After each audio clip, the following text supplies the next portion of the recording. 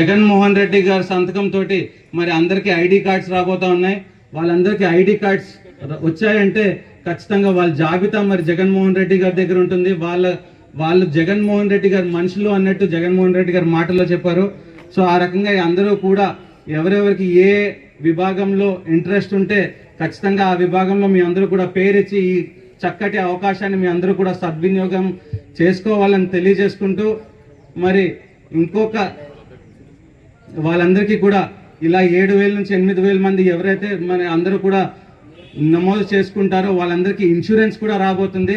మన అధినాయకులు గారి ఖర్చుతోనే వాళ్ళు చూసుకుని మరి యాక్సిడెంట్ అయినా ఏదైనా ప్రమాదవశాత్తు లేదంటే ఏదైనా కారణం చేత హాస్పిటల్ అడ్మిట్ అయినా కూడా వాళ్ళందరికీ కూడా ఇన్సూరెన్స్ వర్తింపజేస్తారు. మరి సో ఖచ్చితంగా కూడా మీ అందరూ అది గుర్తుపెట్టుకుని ఎవరెవరికి ఏ విభాగాల్లో ఇంట్రెస్ట్ ఉందో ఆ విభాగాల్లో మరి పేరిచ్చి నమోదు చేసుకోవాల్సిందిగా ఈ సందర్భంగా తెలియజేసుకుంటున్నాను.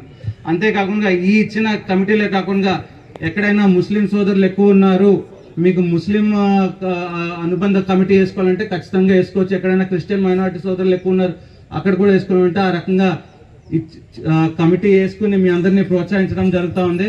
సో ఖచ్చితంగా ఈ యొక్క మంచి అవకాశాన్ని మీ అందరూ కూడా సద్వినియోగం చేసుకుని పార్టీని క్షేత్రస్థాయిలో మరి బలోపేతం చేయాలని ఈ సందర్భంగా తెలియజేసుకుంటూ మరి ఇంకొక ముఖ్య ఉద్దేశం ఈ రచ్చబండ కార్యక్రమానికి మరి 1 కోటి సంతకాల సేకరణ.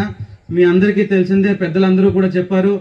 ఏ రకంగా అయితే మరి మొత్తం భారతదేశంలోనే కూడా ఏ ముఖ్యమంత్రి చేయనటువంటి విధంగా మరి జగన్మోహన్ రెడ్డి గారు ఆ రోజు మరి కేంద్ర ప్రభుత్వంతో పోరాడి 1 కాదు 2 కాదు 17 మెడికల్ కాలేజెస్, ఒక డాక్టర్ గా నాకు తెలుసు ఏ రాష్ట్రంలో అయినా కూడా ఒక 2 నుంచి 3 మెడికల్ కాలేజెస్ వచ్చాయంటే అది చాలా గ్రేట్. లేదంటే మాక్సిమం మనం ఇప్పుడు దాకా ఇండిపెండెన్స్ వచ్చిన కాడి నుంచి చూసుకుంటే 5 మెడికల్ కాలేజెస్ కంటే ఎక్కువ వచ్చిన దాఖలాలే లేవు.